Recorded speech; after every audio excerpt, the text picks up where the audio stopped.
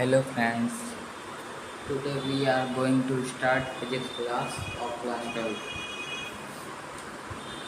ये हमारी first class है फिजिक्स की। तो हमारा पहला कॉन्सेप्ट है इलेक्ट्रिक चार्जेस एंड फील्ड्स। तो हमारी फिजिक्स के पार्ट 1 का फर्स्ट चैप्टर है। तो फिर सबसे पहले इसमें बेसिक चीज़ें हम सीखेंगे। सबसे पहले आता है हमारा charge.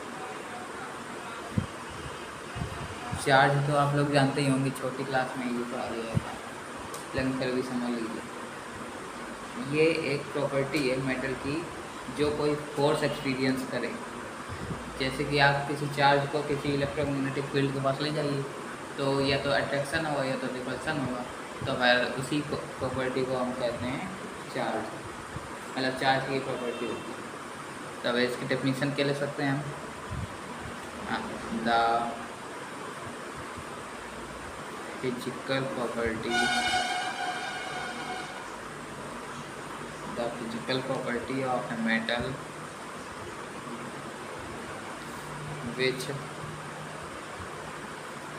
causes into experience a force when placed in an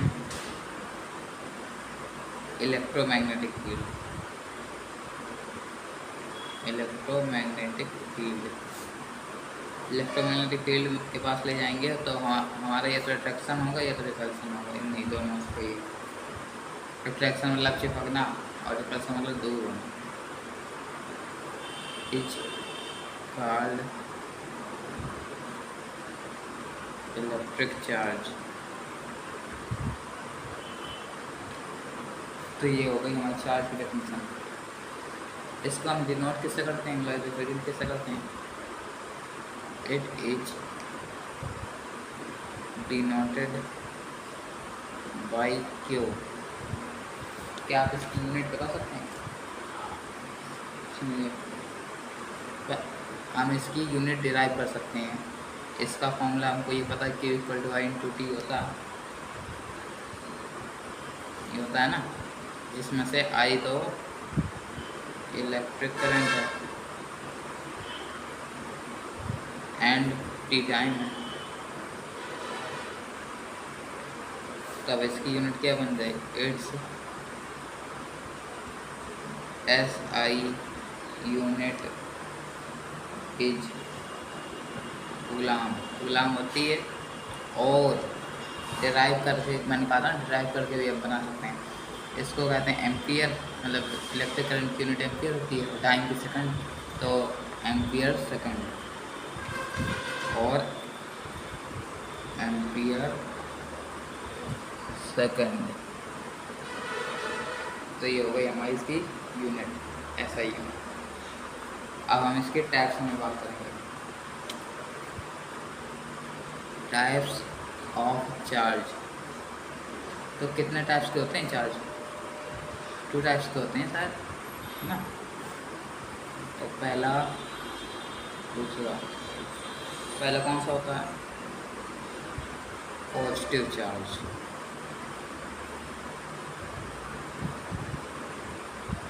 और नेगेटिव चार्ज होता है दूसरा।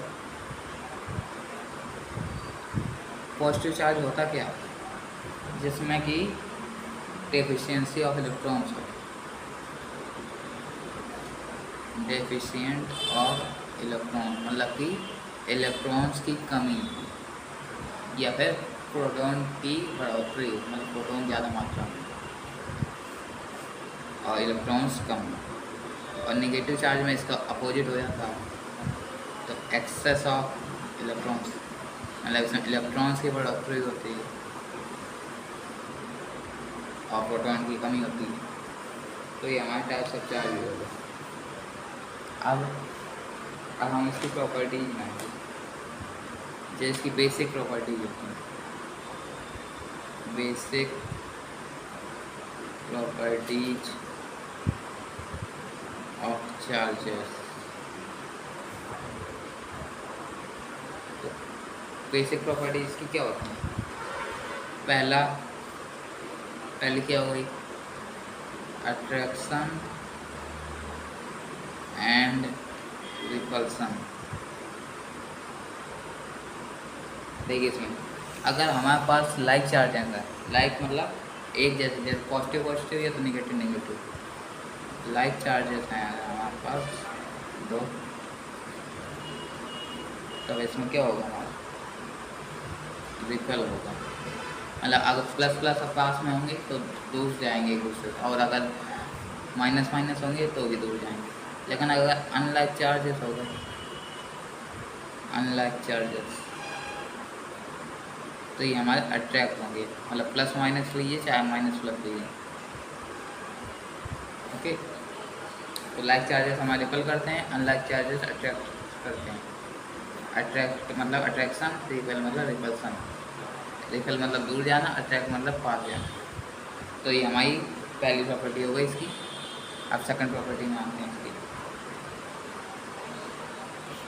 सेकंड प्रॉपर्टी इसकी क्या कहती है? एडिटिविटी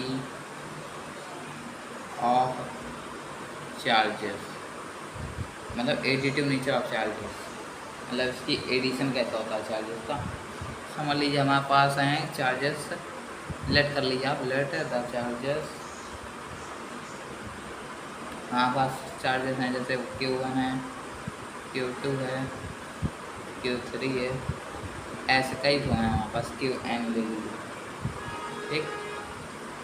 n मतलब नंबर ऑफ चार्जेस, जहाँ तक हो वहाँ तक, ऑन एन आइसोलेटेड सिस्टम में। तो हम इसकी एडिटिविटी कैसे निकाल सकते हैं?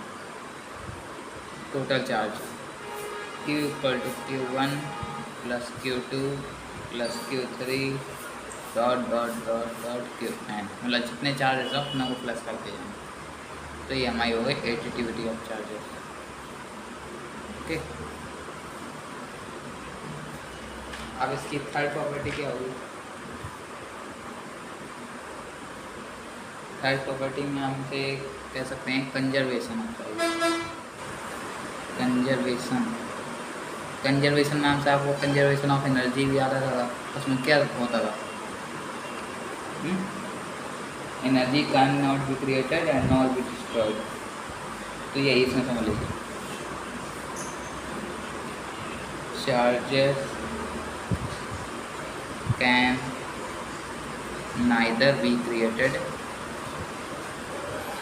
मतलब ना कि चार्ज क्रिएट कर किए जा सकते हैं, एंड नॉर बी डिस्ट्रॉयड, और डिस्ट्रॉय भी नहीं किए जा सकते इसे, मतलब बनाए भी नहीं जा सकते, ख़त्म भी नहीं किए जा सकते। इसे सिर्फ क्या कर सकते हैं? हम किसी एक बॉडी से दूसरी बॉडी पे ट्रांसफ़र कर सकते हैं। It can only be transferred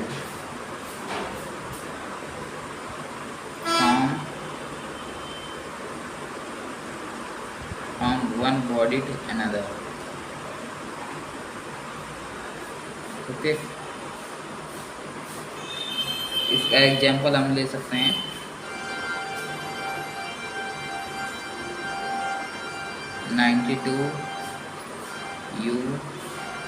U2U238, ये यूरेनियम है।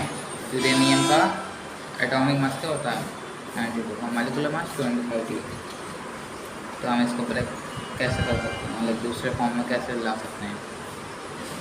2He4 He helium plus 90TH 234 TH thorium.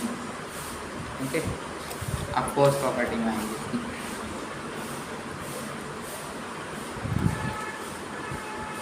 Force property इसकी क्या कहती है? क्या लिख सकते हैं इसमें हम? हाँ, quantization of charges, quantization of charges. Okay, क्या होता है इसमें? आपने ये फॉर्मूला तो सुना ही होगा क्लास 10 में। क्यों सुना है? एंड क्या होता है हमारा? नंबर ऑफ इलेक्ट्रॉन्स, और ई क्या होता है, चार्ज ऑफ इलेक्ट्रॉन। क्या होता है इलेक्ट्रॉन का चार्ज, 1.6 इंटू 10⁻⁻19 कूलम। ओके, तो फिर ये हो गया। तो आप जानते हैं कि चार्ज है, तो ऐसे हम क्वांटाइजेशन ऑफ चार्ज निकाल सकते हैं। अब इसका एक डेरिवेशन करेंगे, इसका नहीं मतलब आगे कूलम्ब्स लॉ, जो कि बहुत ज़्यादा इम्पोर्टेंट है। कूलम्ब्स लॉ सबसे बेसिक डेरिवेशन है ये इस चैप्टर का। इसको हम इलेक्ट्रोस्टैटिक फोर्स भी कहते हैं। ओके, तो इसमें समझ लीजिए आपके पास एक चार्ज है Q1 और दूसरा चार्ज है Q2।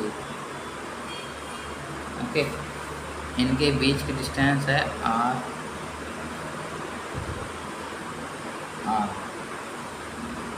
तो वेल इसमें देखिए, पहला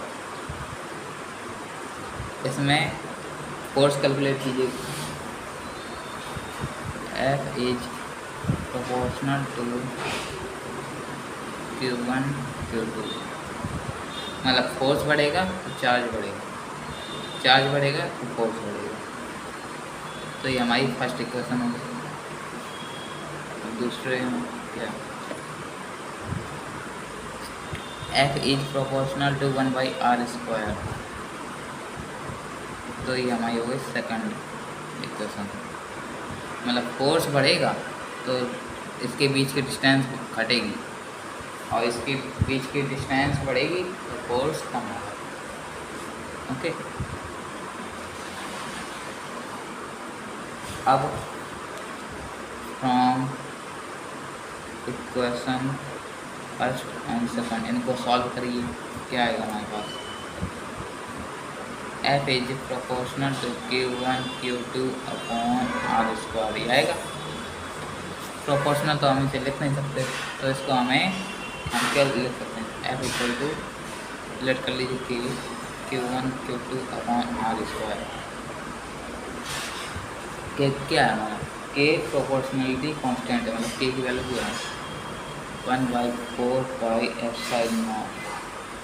और इसकी वैल्यू क्या होती है 9 × 10⁹ न्यूटन मीटर स्क्वायर पर कूलम स्क्वायर।